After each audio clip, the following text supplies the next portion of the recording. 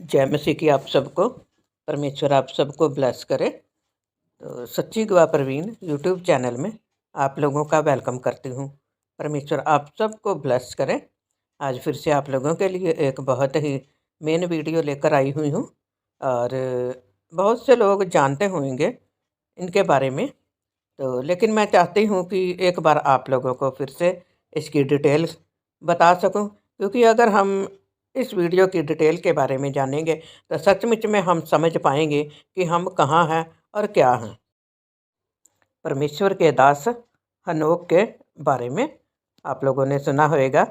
उत्पत्ति 5 चैप्टर की 22 आयत से 24 आयत के बीच में। तो सबसे पहले आप लोगों को मैं बताना चाहती हूँ कि अगर हम 24 आयत देखें, उसके बीच में लिखा हुआ है, और हनोक परमेश्वर के साथ साथ चलता था, फिर वह लोप हो गया क्योंकि परमेश्वर ने उसे उठा लिया। अब अगर हम इस पर गौर करें तो बहुत ही अच्छे तरीके से लिखा हुआ, हनोक परमेश्वर के साथ साथ चलता था।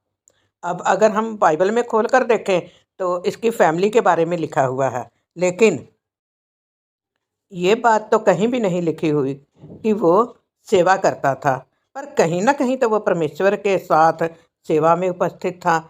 सेवा के बीच में हम 24 घंटे परमेश्वर के साथ रहते हैं और परमेश्वर हमारे साथ रहते हैं, क्योंकि जीवित उठा लेने का अर्थ यही है कि वो परमेश्वर के साथ साथ चलता था। वो हमेशा परमेश्वर की तरफ ध्यान देता था, ना कि वो दुनिया की तरफ ध्यान देता था। अगर हम इसके बारे में डिटेल जानना चाहेंगे तो हम बाइबल में पढ़ेंगे कि इसके बीच में सारा इसकी फैमिली के बारे में ही, टोटली फैमिली के बारे में ही लिखा हुआ है। इतने वर्ष में उसकी शादी हुई, इतने वर्ष में उसके बच्चे हुए। सिर्फ और सिर्फ देखें तो सिर्फ फैमिली के बारे में ही लिखा हुआ, और फैमिली के साथ चलते चलते भी ये देखो अलोप हो गया। परमेश्वर की आज्ञा के अनुसार चलता था, परमेश्वर के हर एक हुक्म को पूरा करता था। तो आजकल अगर हम देखें तो लोग ये बोलते हैं कि प्रार्थना का समय ही नहीं मिलता। अरे उस समय के लोग कामकाज भी करते थे, परमेश्वर की हजूरी में भी रहते थे। तो अगर हम इसी के ऊपर ही गौर करें, क्या उसने अपने घर को नहीं पाला? क्या उसने अपनी पत्नी को नहीं देखा होगा? या क्या उसने अपने बच्चों की जिम्मेवारियों को नहीं पूरा किया हुआ?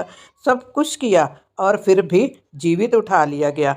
वो कितनी अच्छी तरह से परमेश्वर के साथ चलता होएगा। तो हमें भी इस बात पर गौर करना है कि इसी जीवनी को हम बार बार, आप इस वीडियो को देखते रहिए।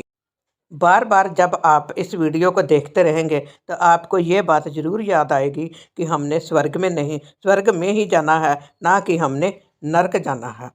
स्वर्ग की तरफ ध्यान जरूर हम लोग देते हैं, लेकिन स्वर्ग वाली बातें हम बिल्कुल भी नहीं करते।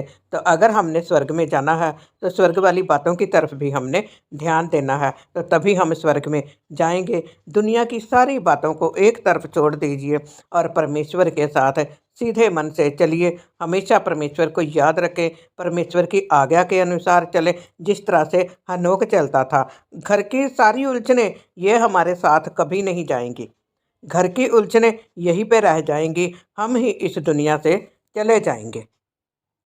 अब अगर हम लोग एक बात पर गौर करें, गुड फ्राइडे आता है, अभी भी आ रहा है, और लोग कितनी धूमधाम से गुड फ्राइडे को भी मनाते हैं, और इसी के साथ लोग ईस्टर को भी बहुत धूमधाम से मना लेते हैं। लेकिन उस समय ये भूल जाते हैं कि हमने स्वर्ग में भी जाना है। अगर हम देखें तो वो बात तो दुनिया में बिल्कुल भी नहीं, लोग सोचते ही नहीं है। जब चर्च में जाते हैं, बाइबल पकड़ते हैं, या कहीं पर परमेश्वर की बात हो रही होती है, तब याद आता है लोगों को कि हमने स्वर्ग में जाना है। लेकिन असल में उन लोगों को स्वर्ग के बारे में पता ही नहीं है, और मैं चाहती हूँ कि आप इस पर गौर कीजिए।